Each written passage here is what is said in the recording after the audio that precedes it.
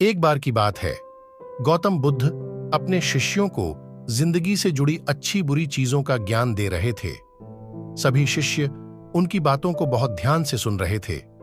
उन सभी में एक शिष्य ऐसा था जिसे प्रश्न पूछने की बहुत आदत थी।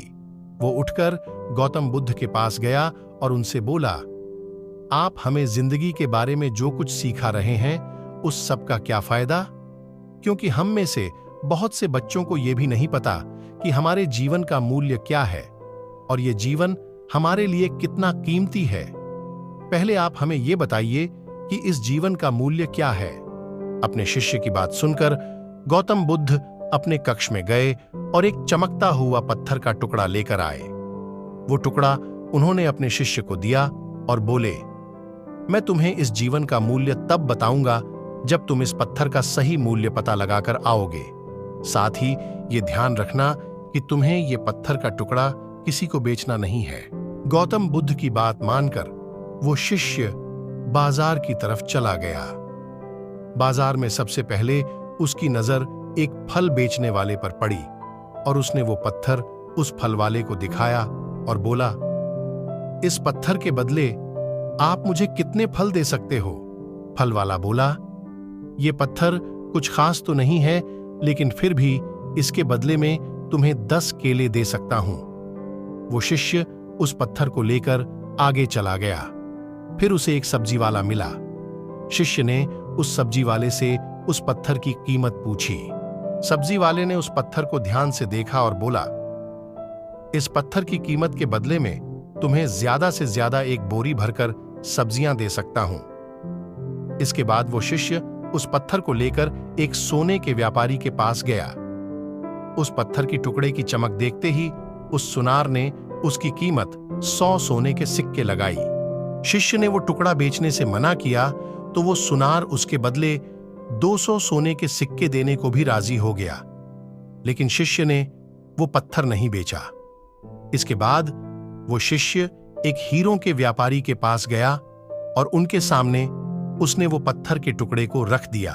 उस पत्थर को देखते ही हीरों के व्यापारी ने एक साफ कपड़ा बिछाया, उस पत्थर को उसके ऊपर रखा, फिर उसकी परिक्रमा की और हाथ जोड़कर उस पत्थर को कपड़े में लपेटते हुए वो बोला, तुम जिसे मामूली पत्थर समझकर उसकी कीमत पूछ रहे हो, असल में ये एक बेशकीमती रूबी है।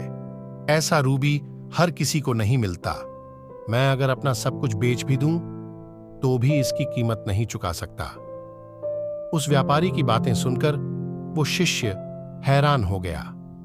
वो दौड़ा दौड़ा सीधा बुद्ध के पास आया और उन्हें उसने जो कुछ भी बाजार में हुआ वो सब बताया। उसकी अचरज भरी बातें सुनकर गौतम बुद्ध बोले, तुम्हारे सवाल का जवाब इस रूबी की कीमत में ही छिपा है। हमारा जीवन भी एक रूबी है।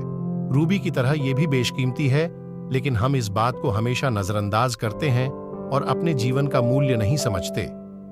हम दूसरों को देखकर और उनके जैसा जीवन जीने की कोशिश में अपने जीवन की कीमत को कम कर देते हैं। हम ये सोचते हैं कि हमारी जिंदगी की कीमत वही है जो दूसरे हमें बताते हैं, लेकिन ये बात हमेशा ध्यान रखना कि सामने वाला अपनी हैसियत, बुद्धि और अपनी समझ के हिसाब से तुम्हारी कीमत लगाता है। सीख जो हमें गौतम बुद्ध की प्रेरणादायक कहानी से मिलती है, जिंदगी सिर्फ एक बार मिलती है, इसलिए इसको बर्बाद ना करें।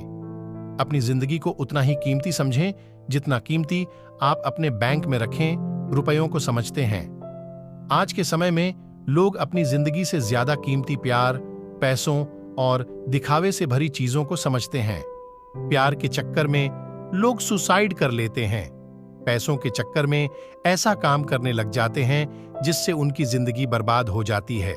नाम कमाने के चक्कर में उल्टे सीधे काम करने लग जाते हैं। हमेशा याद रखें कि दिखावा करना जरूरी नहीं है। प्यार दोबारा मिल सकता है, पैसा फिर कमाया जा सकता है, लेकिन जिंदगी को फिर से पाया नहीं जा सकता। इसलिए अपनी इस बेशकीमती जिंदगी को अच्छे से जिएं। हर पल का आनंद लें। कभी ये ना सोचें कि आप इस दुनिया में किसी काम के नहीं हैं, न कभी ये सोचें कि आपकी जिंदगी व्यर्थ है। आपके होने या ना होने से कुछ फर्क नहीं पड़ता। जब भी ऐसे नेगेटिव विचार आपके मन में आए तो खुद को बस ये याद दिलाएं कि जीवन एक रूबी है और ये बेशकीमती है।